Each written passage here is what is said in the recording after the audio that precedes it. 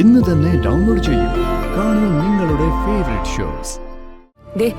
തർക്കിക്കാൻ സമയമില്ല എനിക്ക്. ഇപ്പൊ നീ ഇതെനിക്ക് ചെയ്തു തന്നേ പറ്റൂ. എന്നെ കുറിച്ച് ഒരു നിമിഷമെങ്കിലും മാഡം ചിന്തിച്ചിട്ടുണ്ടോ? ഒന്നുമില്ലെങ്കിലും മാഡത്തിന്റെ മകൾക്ക് വേണ്ടി മരണം ചുമക്കുന്ന ആളല്ലേ ഞാൻ. ഗാഥ, ഇവിടെ ഇരുന്നിട്ട് വല്ലാതെ ബോറടിക്കുന്നു. നമുക്ക് പുറത്തേക്കൊന്ന് ഇറങ്ങിയാലോ? അയ്യോ, അത് വേണ്ട നവീൻ. ചിലപ്പോ ഇന്നലത്തെ പോലെ. എടോ, നമ്മളതൊക്കെ മറക്കാൻ ശ്രമിക്കല്ലേ, പിന്നെന്താ? താ വന്നേ.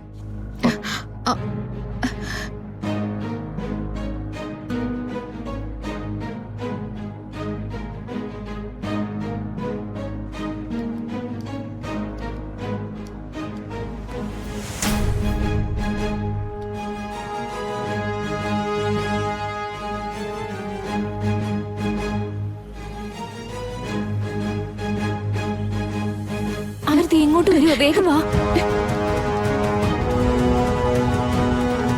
എടോ, സത്യം പറഞ്ഞ ഞാൻ ഈ വീടിന്റെ ഭംഗി അങ്ങനെ ആസ്വദിച്ചിട്ടില്ല. താ വന്നേ. അവിടെ കാണാൻ നല്ല ഭംഗിയുണ്ടല്ലോ. നവീൻ, നവീന് ഞാൻ വേറൊരു കാര്യം കാണിച്ചു തരാം. നമുക്ക് അങ്ങോട്ട് പോവാം. എടോ, എല്ലാം കാണാം. ആദ്യം ഇതൊന്ന് പോയി നോക്കാം. താ വന്നേ.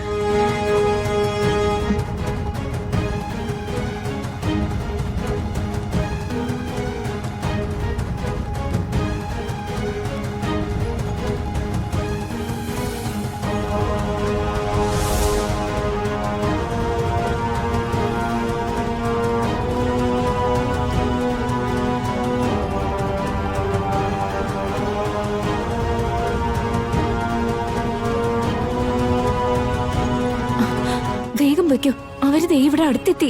വേഗം പോ, അങ്ങോട്ട് ചെല്ല്, പോ.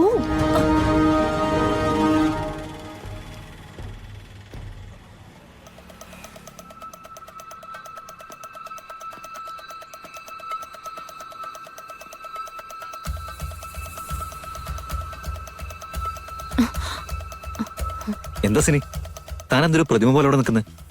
ഒന്നുമില്ല നവീൻ, ഞാൻ ചുമ്മാ ബോറടിക്കുമ്പോഴൊക്കെ ഇവിടെ വന്നിങ്ങനെ നിക്കാറുണ്ട്. അത് നല്ല കാര്യമാടോ. വീടിനൊപ്പം പൂന്തോട്ടം ഉണ്ടാക്കാറുണ്ടെങ്കിലും ആദ്യത്തെ കുറച്ച് ദിവസങ്ങളിൽ ആരും അങ്ങനെ ആസ്വദിക്കാറില്ല. വല്ലപ്പോഴും നമ്മുടെ ബോറടി മാറ്റാനേ ഇവര് സഹായിക്കും, അല്ലേ?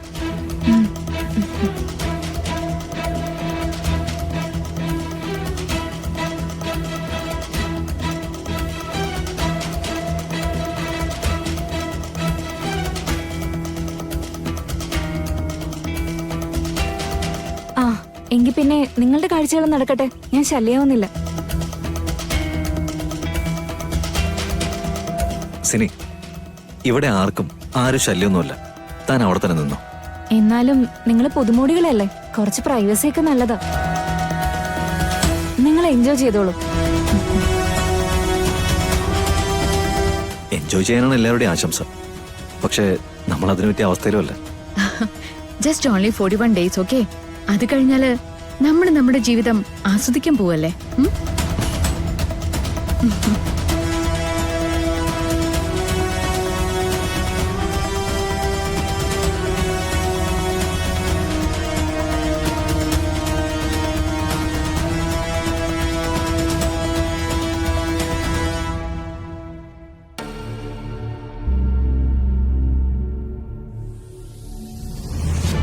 നീ വന്നേ, വാ. നീയേ പെട്ടെന്ന് ഈ ഡ്രസ്സൊക്കെ ഒന്ന് ചേഞ്ച് ചെയ്തേ.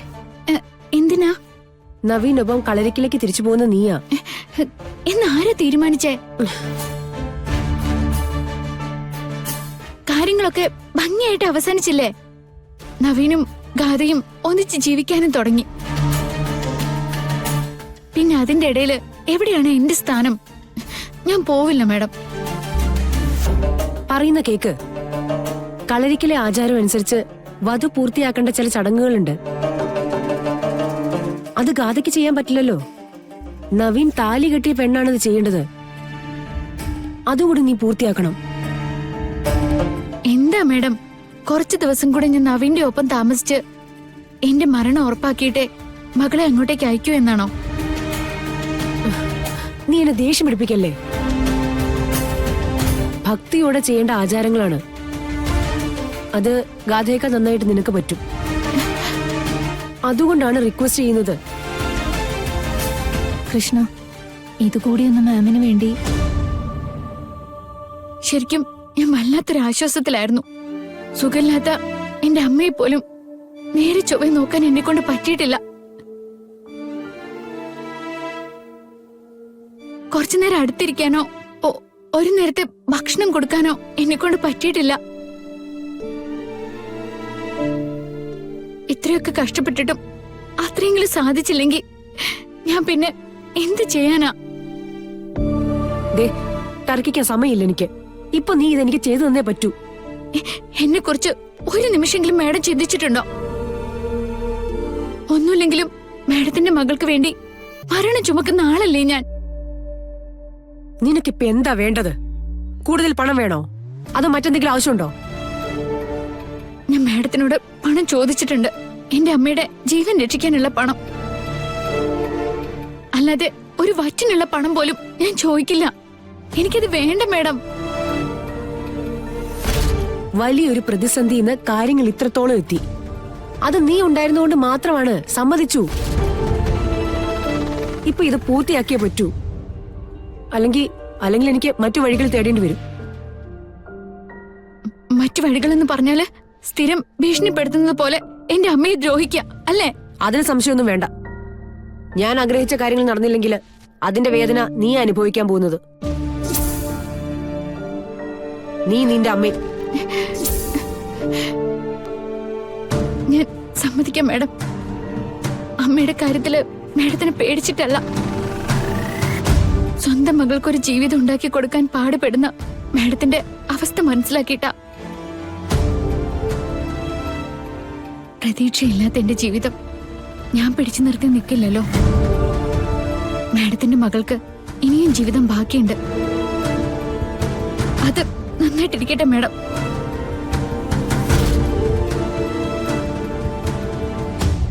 സിനി, കൃഷ്ണയെ വേഗം റെഡിയാക്ക.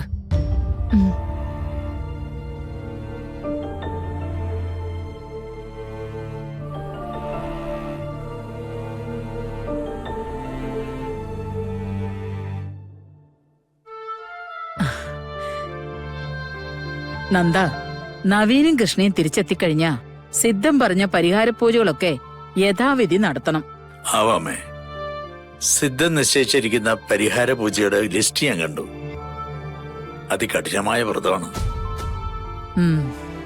സകല സൗഭാഗ്യങ്ങളെ അനുഭവിച്ചു വളർന്ന ഗാഥയായിരുന്നെങ്കിൽ 41 ദിവസം പോയിട്ട് 4 ദിവസം പോലും ഈ വ്രതം അനുഷ്ഠിക്കാൻ ആ കുട്ടി കൊണ്ട് കഴിയില്ല. കൃഷ്ണനായതുകൊണ്ട് അത് സാധിക്കുന്നാ തോന്നുന്നത്. സാധിക്കും. അതിനുള്ള ദേവപ്രീതി കൃഷ്ണയ്ക്കുണ്ട്. ഇവിടുന്ന് ഇനി അങ്ങോട്ട് ഒരു 40 ദിവസം പ്രതീക്ഷകളുടെയും കണക്കുകൂട്ടലുകളുടെയും ഇടയിലൂടെ ഒരു യാത്ര.